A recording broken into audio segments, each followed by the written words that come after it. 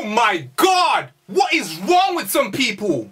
27 people dead in a school, in an elementary school. Elementary school in the United States of America means children between 5 years old to 10 years old. I mean, what is this world coming to when someone, a 20-year-old person, walks into an elementary school and shoots 26 people dead? I mean, what was going through that person's mind when this happened? I mean, obviously these kids didn't do anything to this guy, but some people have issues. America needs to do some real soul searching, because this kind of issue keeps happening again and again and again. First we had Hurricane Sandy. Now we've got Sandy Hook Elementary School.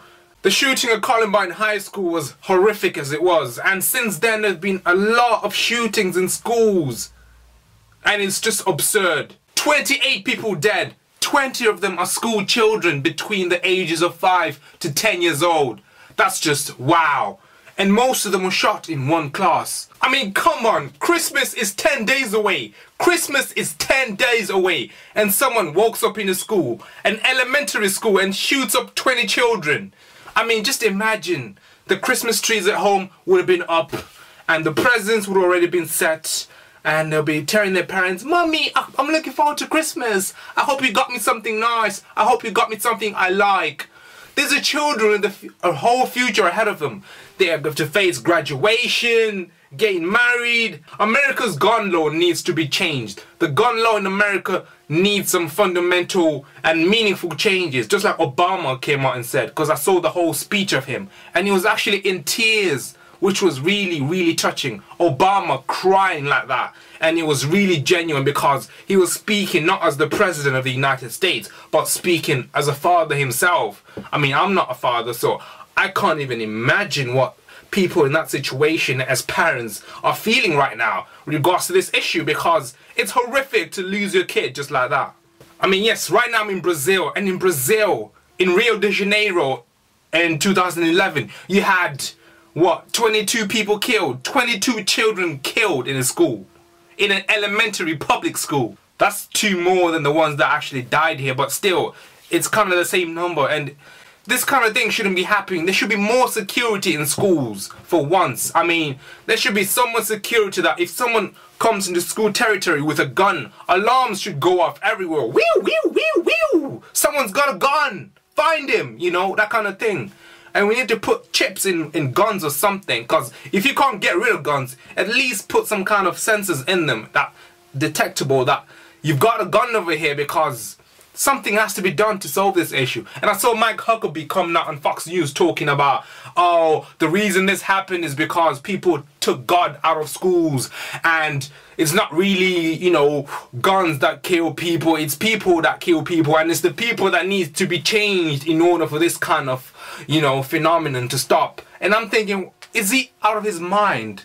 I mean, how can you say you need to change the people? No, you need to change the gun law for once. I mean, yes, I admit it won't solve all of it. It won't close all the doors.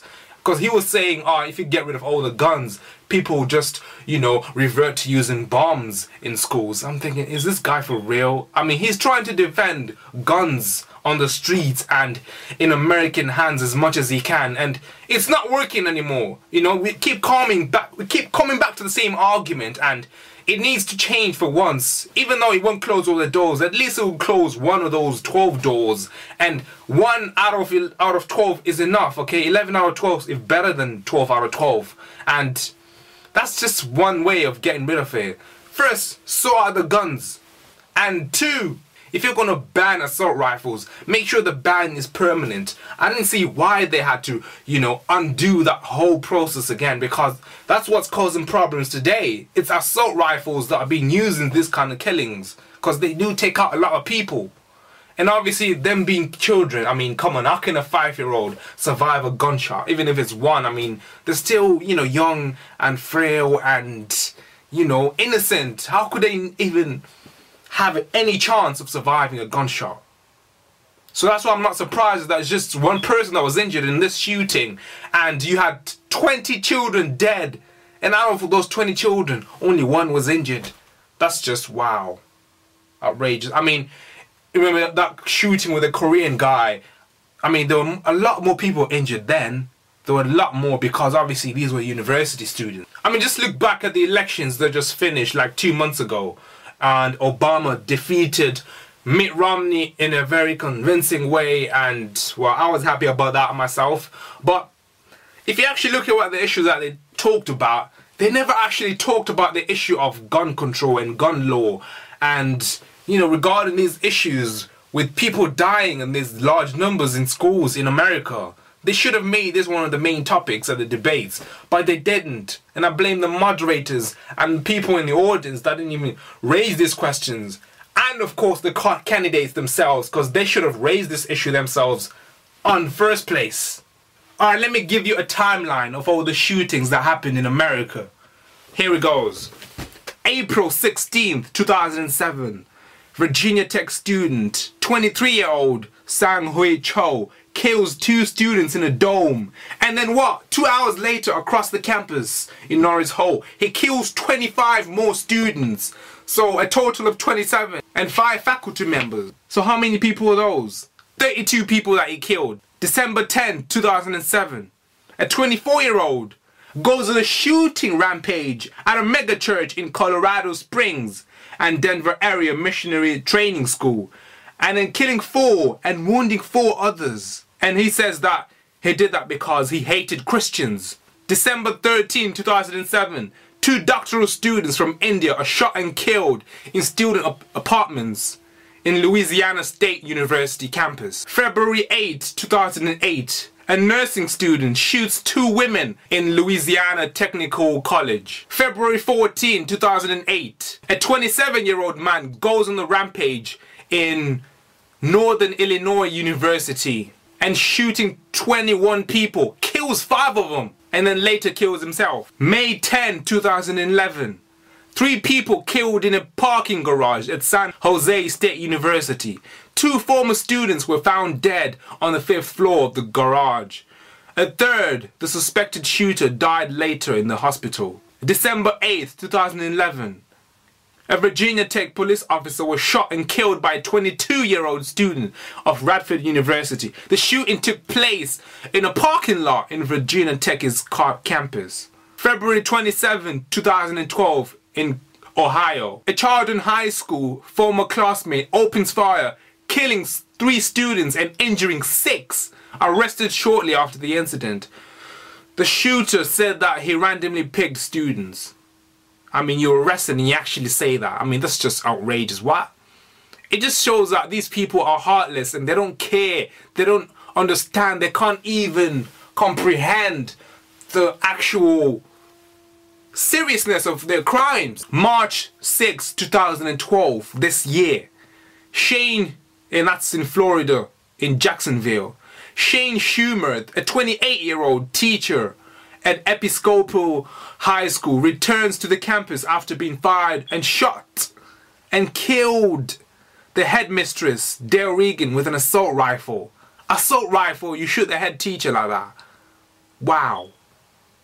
In Oakland, California, on go, a 43-year-old former student at Oikos University, a Christian school populated by mostly Korean and Korean Americans, opened fire at the campus, killing 7 people.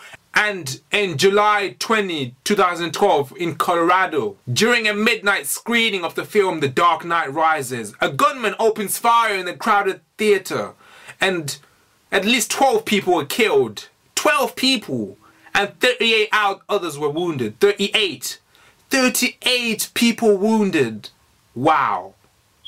So what, if you add the total, that's 50 people who had been shot. August 5, 2012 in Oak Creek, a gunman opens fire at a Sikh temple, killing 6 people and wounding 3 people. Police shot and killed the suspect. Page, who's a neo-Nazi, served in the US Army from 1992 to 1998. Obviously this was a racist attack, and Sikhs around the world were outraged by it. I mean, it's outrageous what's going on in the United States. I mean, just recently, I mean, you had a basketball fan who were having a bit of a banter in Philadelphia, and one of them actually pulled a gun on his way out the train and then shot the other guys who was arguing with. I mean, come on. You're having an argument about basketball between Chicago Bulls and you know, Illinois 76ers, and how do you actually come to the point that you're shooting each other over it? I mean, come on. This was obviously a black-on-black crime, but most of them have got nothing to do with black-on-black crime. And yet it's ironic that black people are known for shooting each other and fighting and violence. But you know what? When you actually look at the bigger picture, it's not about us at all. It's a human problem. That's what it is, and it needs to be solved. Take a look at this clip. Now tell me if you think that this guy deserves to be shot. I mean, come on. Did you really need to take your gun out in this incident? I mean, it didn't look to be that serious. It wasn't like someone was threatening you with some physical violence. So why did you pull a gun out and shoot people on your way out the train? It's just shocking. It's just, wow, mind-boggling. I mean, yes, even Obama made a pledge, I mean, when he became president, that he was going to sort this out, but 4 years went by, he didn't do that much in regards to the law and pursue it. There's a lot of misinformation that was going around. I mean, first I was hearing that there was a whole class that was unaccounted for. I mean, the BBC was just misleading me with information. I mean, you can't write about this. If you write about this and then tell people it's a true story, they'll be like, come on, true story, this. It actually did happen today, and it's shocking, and it shouldn't happen because the gun laws are easy to change, and just being rational is what's needed to actually solve this issue, because I know countries in Africa that have a better gun law than the ones that you see in America, because the Malawian gun law or the Gambian gun law or even the Liberian gun law are much better than what you have in the United States. And if America wants to call itself the civilized society that it claims to be, it needs to look at its gun law and resolve this issue, because a lot of people, especially in the UK where I'm based, they say, I'll never go to America because of the gun law that they have there.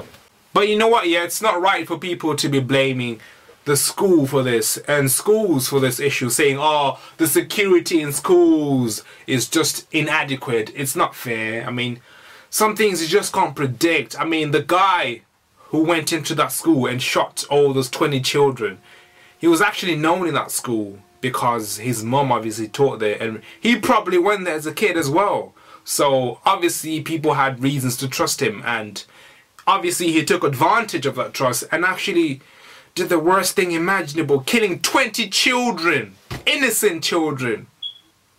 But for real, the gun law in America needs to be changed. To sum up, the gun law needs to change. I mean, America has enough things to deal with already. The world has other things to be talking about. A lot of the news stations, the news TV channels are occupied with the story now. And issues like the constitution arguments in Egypt, where President Morsi is refusing to back down over his shocking and arrogant proposals. And two, you've got the whole war in Syria going on, where al-Assad is actually still in power. You know, I'm actually surprised that he's actually going to get into 2013. He's going to be in power until then. I think it was going to go this year, but oh, props to him, he's survived this long. And a lot of other issues that are coming up. I mean, just recently you've had 22 children in China. Just a few days ago, 22 children in China around the same age who were actually stabbed by knives and cut by a knife by this madman who was just running through the place. And fortunately in China no one died. But in America, 20 children killed. China, 22 children injured with a knife. I mean, injuries, at least you can overcome those given time, but 20 children killed, they're never going to have a future. They're never going to have a second chance. And that is really, really sad. And America needs to solve its problem. It's time for Americans to stand up to Republicans. Do not fear Republicans, because they're the ones that oppose the gun law in America. They're the ones that oppose changes being made to the Second Amendment of gun law. I mean, I saw that video of the guy talking about away from my cold, dead hands. So, as we set out this year to defeat the divisive forces that would take freedom away, I want to say those fighting words for everyone within the sound of my voice to hear and to heed, and especially for you, Mr. Gore. From my cold, dead hands.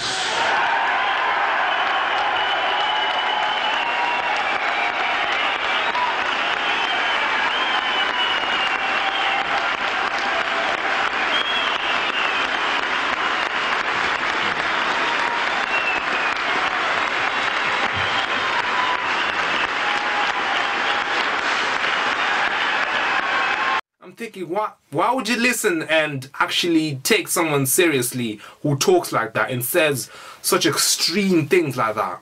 I mean, you can't take them seriously. You can't take them seriously at all. Change the laws, America. Do it. People around the world are telling you to do it. It doesn't mean just because we're outside of the United States doesn't mean we don't care about the United States. We care about you. That's what, because you're part of the whole chain. You're part of the whole human race. So what happens there matters to us too. So please, change your gun laws and don't bow to Republicans. Don't let them intimidate you. Change the laws. They have no power. Obama won the election.